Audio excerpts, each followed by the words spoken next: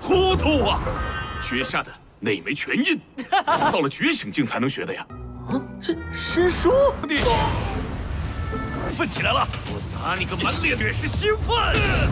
你带着萧云逛一下圣城。这的话好像在哪里听。你笑什么？我笑一群手下这里羞辱我。好胆！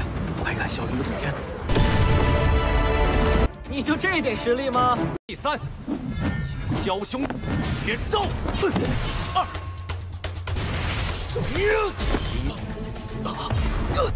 是这种吗？这里是萧炎。邪混，四象剑阵。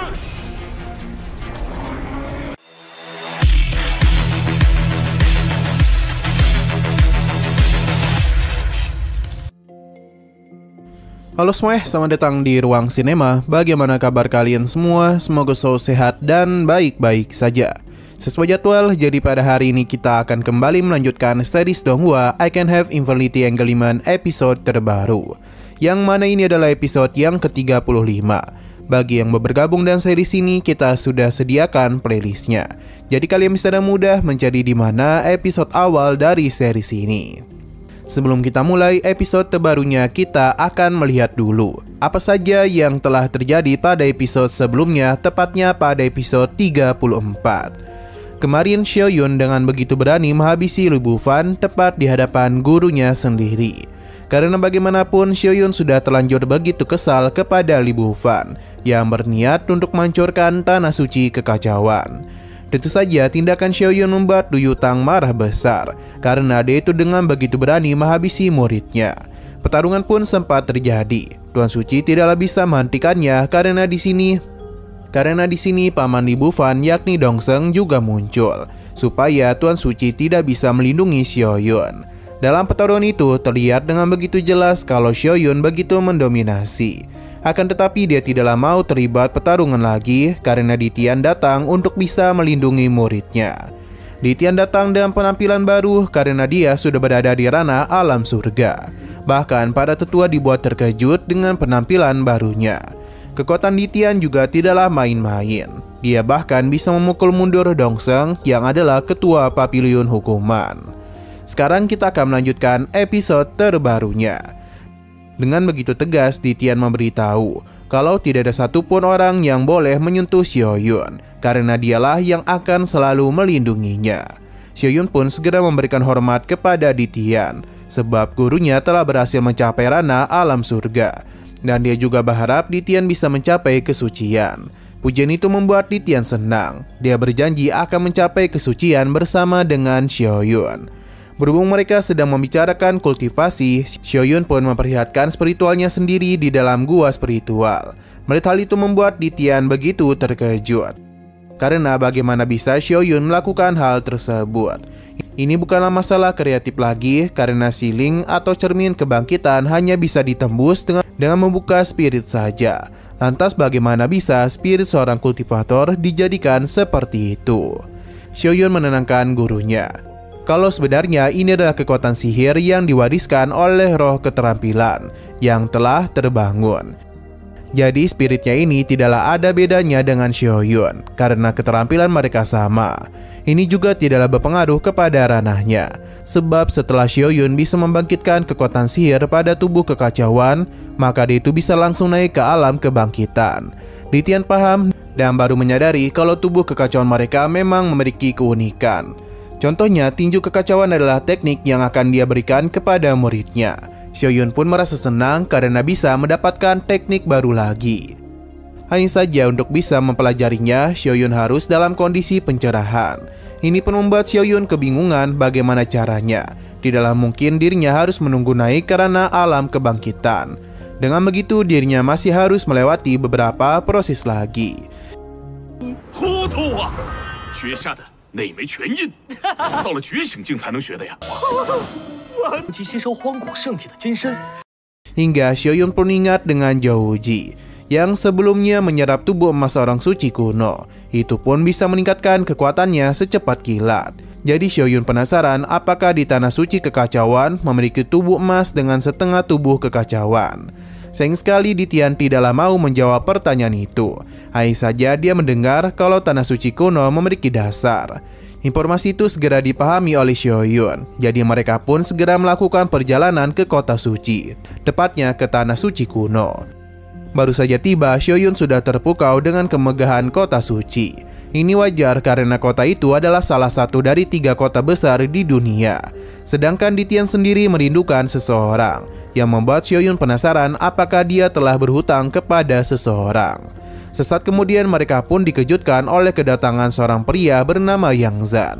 Sepertinya Di Tian dan pria itu memiliki hubungan yang buruk, sebab kedatangan itu telah membuat Di Tian marah. Xiaoyun akhirnya paham apa yang terjadi. Namun Yang Zan dan Di Tian malah saling bersalaman karena mereka berdua memiliki hubungan yang baik. Bahkan Yang Zan senang dengan penerobosan yang Di Tian alami. Dia pun mengajaknya untuk kembali bermain. Zhao Wuji segera memberikan hormat kepadanya. Sedangkan untuk Xiaoyun sendiri dikenali oleh Yang Zan sebagai sosok yang telah mengalahkan Liu Tian. Dia tidaklah kesal, melainkan begitu bangga kepada pencapaiannya.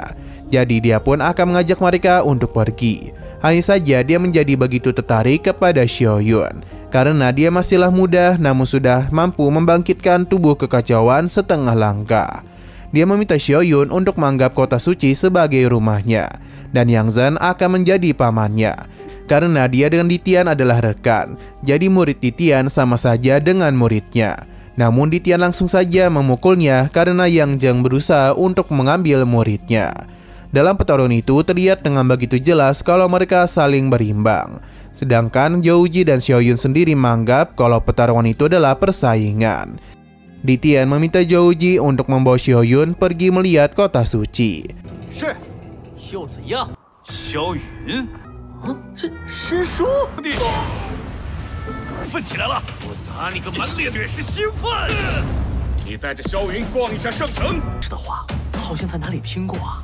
Sesaat kemudian mereka pun telah sampai di kota, yang mana kedatangan Zhao Wuji membuat para murid terkejut. Xiaoyun tidaklah menduga kalau Zhao Wuji akan seterkenal itu. Ini sangatlah wajar karena kota suci merupakan tempat kelahirannya. Tapi para murid langsung mendatanginya karena Zhao Wuji adalah seorang pengkhianat. Mereka bahkan sampai ditertawakan oleh banyak orang karena ulah dari Zhao Wuji. Karena kini dia malah menjadi seorang budak. Sebagai murid kota suci, seharusnya Zhao Wuji mati saja daripada menjadi seorang budak. Perkataan yang dikatakan oleh Yang Wei membuat Zhao Wuji kesal dan memintanya untuk bersikap sopan.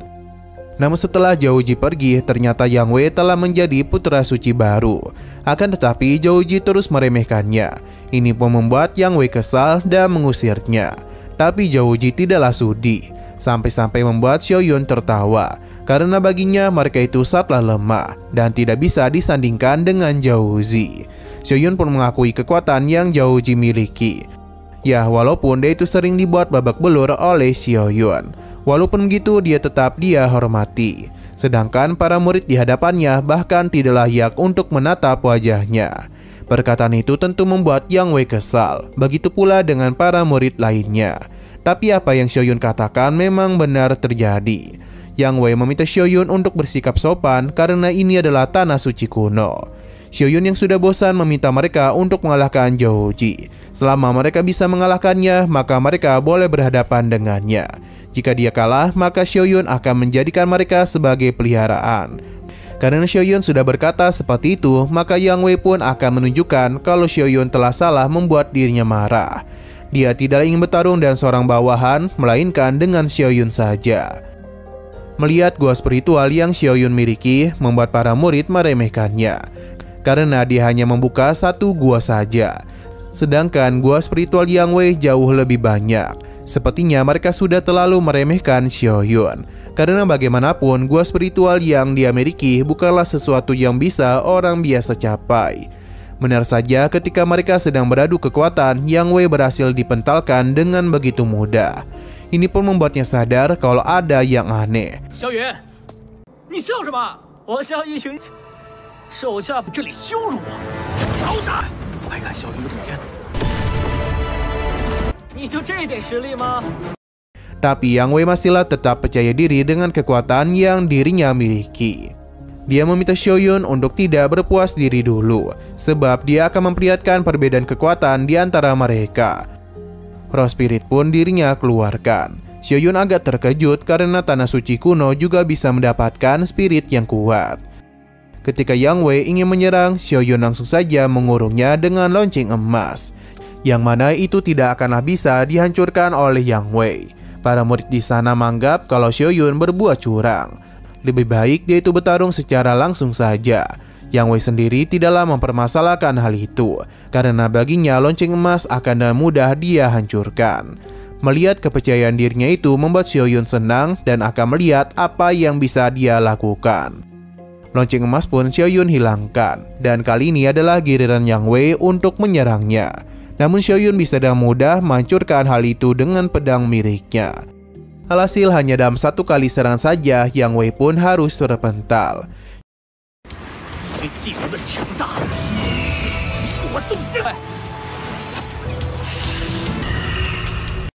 Xiaoyun memintanya untuk sadari diri kalau kekuatannya sangatlah lemah dan tidak akan bisa disandingkan dengan dirinya. Yang Wei menjelaskan kalau dia adalah yang terlemah di antara para putra suci. Jadi lebih baik Xiaoyun bertarung dengan para putra suci agung. Namun saat ini putra suci agung itu sedang bertarung dengan Ditian. Jadi Zhou Ji ingin mengajaknya pergi saja. Tapi Xiaoyun tidaklah mau karena dia akan membuat arena di sini untuk bisa menantang para putra suci agung lainnya. Dia mempersilakan siapapun untuk datang kemari. Bahkan mereka tidaklah perlu menahan kekuatan untuk bisa bertarung dengannya. Apa yang dia katakan membuat para murid menjadi begitu marah, karena bagaimanapun Xiaoyun sama saja dengan menganggap remeh tanah suci kuno.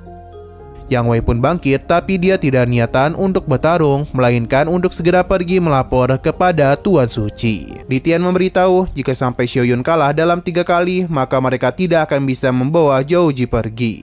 Xiaoyun pun meminta mereka untuk tidak meremehkan dirinya, karena dia yakin bisa mengalahkan para murid dari tanah suci kuno.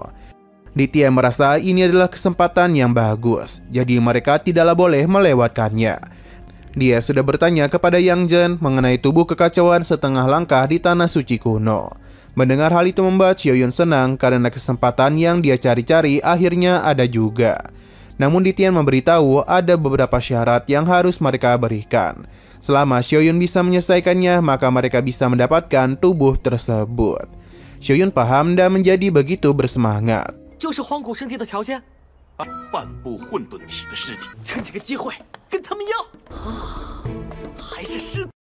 Akan tetapi permintaan Ditian langsung saja ditolak karena bagi para tetua tanah suci kuno, tubuh kekacauan setengah langkah sangatlah berharga. Tetua ini juga membenarkan hal tersebut, namun Ditian berjanji jika mereka menang maka dia akan memberikan hadiah yang lebih besar. Tuan Suci kembali menolak yang membuat Ditian yakin kalau tanah suci kuno pasti takut kalah dari muridnya. Perkataannya membuat mereka kesal karena Ditian sama saja meremehkan kekuatan tanah suci kuno. Bukannya meminta maaf, Ditian terus memanas-manasi situasi. Akan tetapi para tetua ini tetap tidaklah mau. Alhasil Ditian pun mengajukan persyaratan baru, yang mana jika Xiaoyun kalah 1 kali saja, maka mereka bisa dengan bebas melakukan apapun kepadanya. Ditian berjanji kalau ini adalah janji yang tidak akan dirinya ingkari. Alhasil kesepakatan pun bisa terjalin juga. Kita pun diperlihatkan dengan arena di tanah suci kuno. Para murid telah berkumpul, termasuk Xiaoyun yang akan bertarung pada hari ini. Dia pun meminta siapapun untuk datang menghadapinya. Jiang Xingchen pun datang dan dia adalah peringkat ketiga dari tanah suci kuno. Berhubung dia hanya peringkat 3 saja, maka Xiaoyun akan memberikannya 3 gerakan untuk bisa lebih dahulu menyerangnya. Para murid di sana yakin teknik tombak Zhen Qiangzhen akan membungkam Xiaoyun. Selain hebat dalam teknik tombak, dia juga memiliki tubuh bintang. Dengan semua itu, tidak heran para murid tanah suci menjadi yakin akan kemenangan mereka.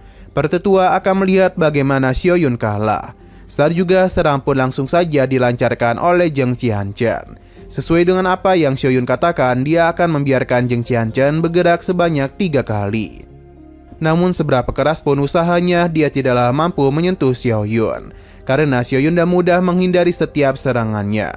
Selain itu, lonceng emas juga dia gunakan untuk memukul mundur Zheng Qianzhen. Dan sekarang adalah gilirannya untuk menyerang balik.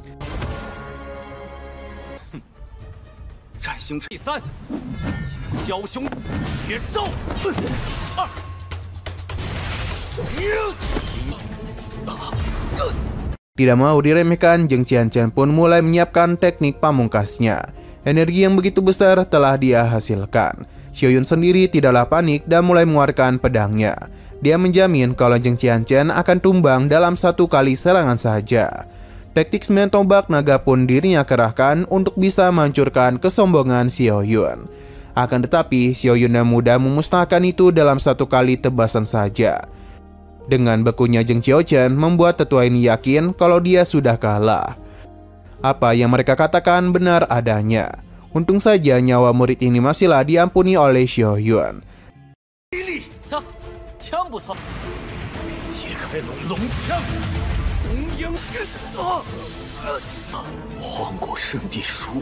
Dia meminta Zheng Qianzhen karena perbedaan kekuatan di antara mereka tidaklah begitu jauh. Lagi pula kalah darinya merupakan sebuah kehormatan, karena Zheng Qianzhen bisa memberitahu dunia kalau dia pernah bertarung dengan sosok kaisar bernama Xiaoyun. Zheng Qianzhen paham dan akan menunggunya menjadi seorang kaisar. Ia juga berencana untuk menjadi bawahan Xiaoyun. Akan tetapi Zhao Ji memintanya untuk sadar diri dengan ucapannya. Sedangkan Yang Zheng mengakui kalau murid di Tian benar-benar menarik. Setelah Zheng Qianzhen kalah, kini murid lainnya akan menantang Xiaoyun, yang mana dia bernama Mu Chenhao. Pertarungan pun akan kembali terjadi di antara mereka. Para murid kini kembali berharap kepadanya untuk bisa mengalahkan Xiaoyun. Mu Chenhao langsung saja melakukan penyerangan kepada Xiaoyun, namun serangannya agak unik karena dia membentuk sebuah penghalang. Akan tetapi semua ini dengan mudah dihancurkan oleh Xiaoyun. Bukan karena dia tahu gerakan Mu Chenhao, melainkan dia sudah mengendus trik licik yang dia ingin gunakan. Xiaoyun pun memintanya untuk menunjukkan hal yang lebih hebat lagi dari ini. Merasa tertantang, Mu Chenhao pun akan melakukan sesuatu kepadanya, yang mana ini adalah sebuah ilusi yang dirinya ciptakan. Tiba-tiba saja Xiaoyun pun dibawa ke zaman modern, yang mana ini adalah kenangan dari masa lalunya sebelum bereinkarnasi di dunia kultivator. Selain itu di sana juga ia bertemu dengan beberapa orang yang mengenali dirinya.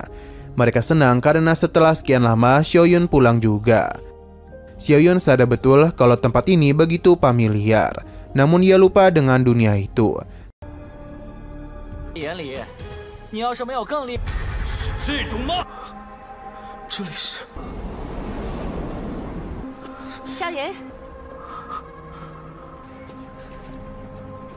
Sedangkan di sisi Mu Chenhao, dia akan memanfaatkan kondisi ini untuk mengakhiri hidup Xiaoyun. Sayang sekali rencananya harus gagal karena Xiaoyun dilindungi oleh lonceng emas. Ini tentu membuat semua pihak terkejut, karena bagaimana bisa Xiaoyun melepaskan kekuatannya di saat tenggelam di dalam ilusi. Tian yakin muridnya sudah menyiapkan semua itu. Mu Chenhao tidaklah tinggal diam saja dan akan kembali memanfaatkan kesempatan ini untuk bisa menghancurkan lonceng emas. Namun semua serangannya tidak ada yang mampu untuk menghancurkan lonceng tersebut, hingga Mu Chenhao pun meningkatkan serangannya. Di sisi dalam ilusi, Xiaoyun mulai masuk ke dalam kamarnya. Sepertinya dia sudah sadar dengan dunia ini karena kamarnya sama sekali tidaklah pernah berubah. Selain itu, kita juga melihat penampilan Xiaoyun ketika masih berada di dunia itu. Namun Xiaoyun tidaklah tenggelam dalam ilusi dan hanya menikmatinya saja. Dia berjanji setelah menjadi seorang kaisar, dirinya akan kembali ke dunia asalnya. Kembali ke dalam pertarungan, Xiaoyun akhirnya keluar dari ilusi Mu Chenhao. Dia langsung saja memukul mundurnya. Xiaoyun berterima kasih karena sudah memperlihatkan mimpi indah kepadanya. Sebagai balasannya, Xiaoyun akan menumbangkannya dalam satu kali serangan saja. Mu Chenhao tertarik dan ingin melihat bagaimana cara Xiaoyun untuk bisa mengalahkannya. Pedang fantasi mulai dirinya gunakan, yang mana beberapa klon pun telah dibuat oleh Mu Chenhao. Tidak mau kalah, Xiaoyun juga menggunakan teknik 4 formasi pedang miliknya. Dengan begitu mudah, 4 binatang ini berhasil menghancurkan klan Mu Chen Hao.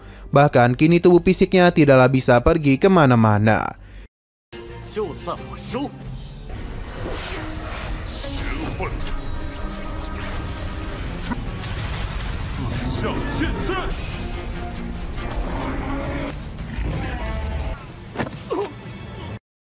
Shoyun sudah mengatakan kalau dirinya akan menang dalam pertarungan ini. Nah, sayang sekali lagi seru-serunya, episodenya pun harus bersambung dulu. Oke, sekian dulu pada video kali ini. Untuk video selanjutnya akan segera hadir. Jadi bagi kalian yang ingin mengikuti series ini, langsung saja klik subscribe dan aktifkan loncengnya. Terima kasih yang sudah menonton video sampai habis. Jika kalian suka pada video ini, klik like dan share ke teman-teman kalian tentang channel ini. Dan ditunggu aja kelanjutannya. Oke, sampai jumpa di video selanjutnya.